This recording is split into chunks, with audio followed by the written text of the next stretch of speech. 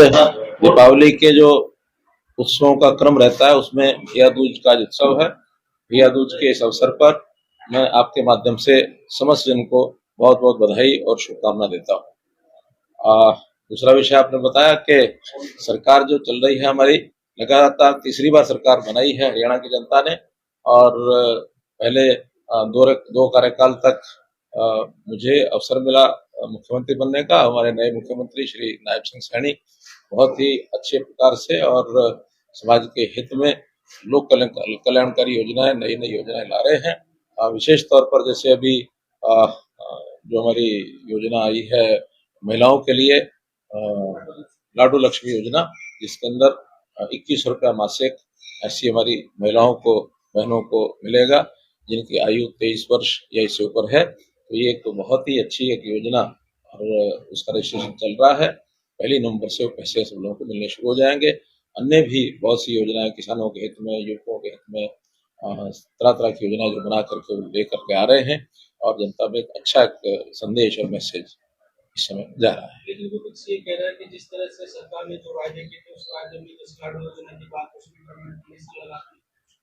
देखिए, लाडो लक्ष्मी योजना हमने पहले ही, यानी हमारे जो मुख्यमंत्री ने जो घोषणा की थी इस बार, 5,000 करोड़ रुपए की जो घोषणा की थी, उस 5,000 करोड़ को ध्यान में रखते हुए ये विषय उस समय ही उनको करना चाहिए था कि 5,000 करोड़ रुपया जिनको देना, वो इतनी महिलाएं यानी उसमें कवर होती है, वो सब की गई हैं।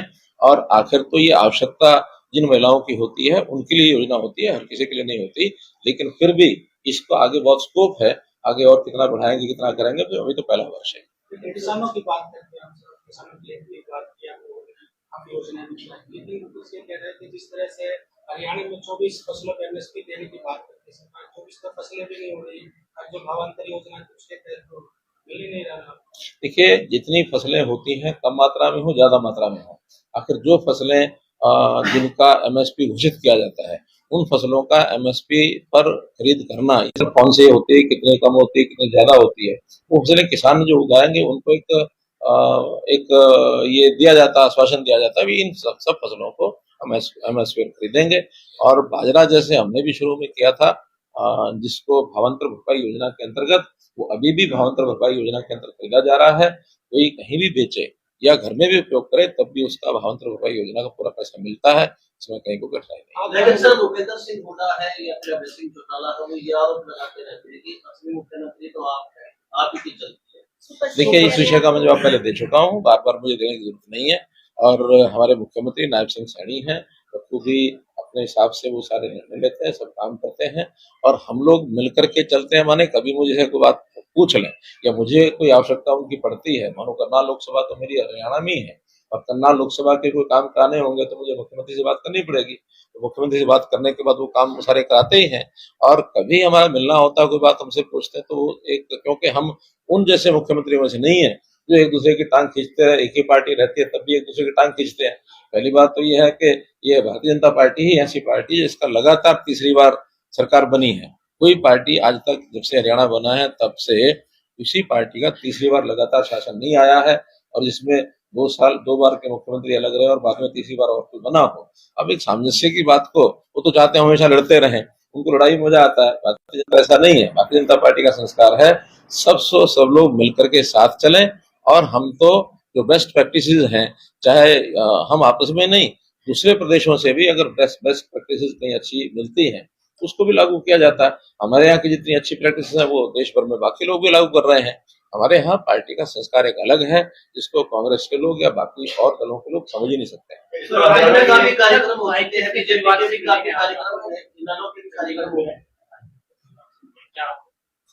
देखिए, जो घटनाएं हुई हैं, मैंने पहले भी कहा कि बहुत ही दुर्भाग्यपूर्ण घटनाएं हुई हैं ये, और 2 परिवारों के 2 ऐसे महत्वपूर्ण व्यक्ति जो है वो खो दिए, तो अनुभूति भी है।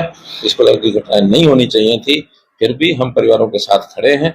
और मैं आज चंडीगढ़ था तो उस नाते से उनके परिवार में होकर आया हूँ और हमने विश्वास दिलाया कि जिस प्रकार की सहायता कोई भी होगी सरकार की ओर से, मुख्यमंत्री ने पहले ही घोषणाएं कर रखी हैं, तो जितनी मुख्यमंत्री ने घोषणाएं की है परिवार के हित में। सर, आप सीएम रहे तो भ्रष्टाचार पर करने के लिए, लेकिन इस तरह जो है भ्रष्टाचार के बहुत भी मामले समय जो आपने अधिकारी होते हैं उन्होंने एक दूसरे पर जिस तरह भ्रष्टाचार कर, देखिए, ये विषय ऐसा है जिसकी जितना हम खुदी करेंगे कुछ ना कुछ नया निकलेगा।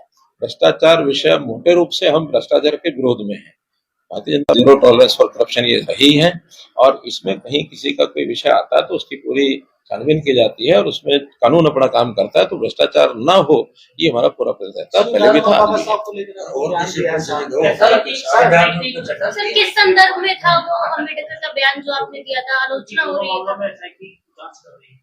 और आज तो पुलिस अधीक्षक ने जो है पुलिस कर्मियों से जो अपील भी की कि ऐसे कर्मचारी है जो उन्होंने सेवा दी, जनता की सेवा की, उनकी आर्थिक मदद की है, तो एसआईटी कहाँ तक? देखिए, एसआईटी एक तो चंडीगढ़ पुलिस ने बनाई है, एक हरियाणा पुलिस ने बनाई है, वो अपना अपना काम कर रहे हैं। कहाँ तक वो पहुंचे होंगे, क्या किया होगा, इसकी जानकारी मैं तो कम से कम नहीं दे सकता। और एसआईटी का अपना काम होता है, अपना एक्सपीरियंस होती है, अपने काम करने का तरीका होता है, कर ही रहे होंगे। सर तीसरी बार सरकार बनी है, आपने सौदा से में चलेगा, सौदा से मेट्रो बनाएगी, भूपेंद्र सिंह भी कह रहे हैं, कांग्रेस भी कह रही है, एक खंभा भी मिलेगा। देखिए, एक चीज को जब शुरुआत कराई जाती है तो उसमें समय लगता है, और ये सारी केंद्र सरकार की योजनाएं हैं। जो ये मेट्रो होती है वो हमारे अपने डिपार्टमेंट में है। देश भर में आज मेट्रो है, इस समय लगभग 1100 किलोमीटर मेट्रो बन चुकी है, और हम तो ये कह सकते हैं कि 2004 के बाद जिस गति से मेट्रो देश में बनी है, आज हमारा देश दुनिया में तीसरे स्थान पर आ गया है। यानी हमारे से आगे केवल चाइना है या यूएसए है, और बहुत जल्दी मैं तो ये भी देख रहा हूँ कि जिस प्रकार से हम यूएसए से भी आगे निकलेंगे, हम दुनिया में दूसरे नंबर मेट्रो पे आएंगे।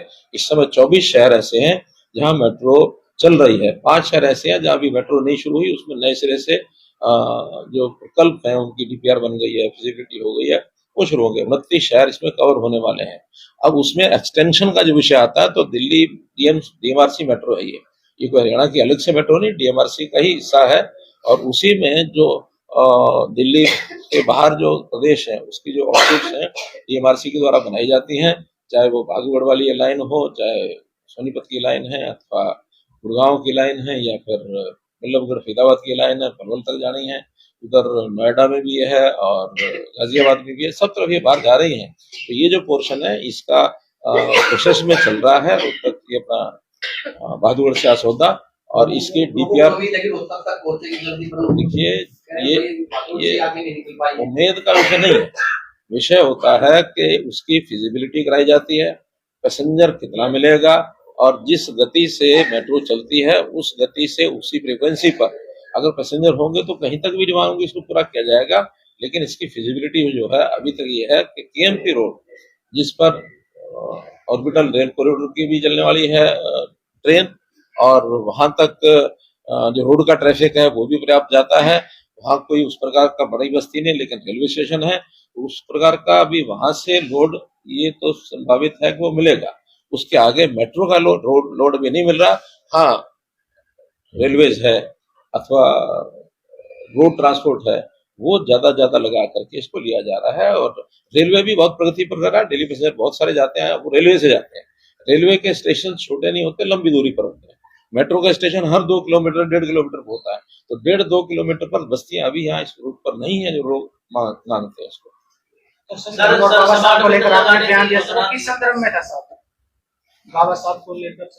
देखिए, आपने जरूर उसको सुना होगा, मैंने कोई उसमें गलत बात नहीं की है, लेकिन विपक्ष के लोग जो होते हैं उसमें न कोई मीन पेग निकालते रहते हैं।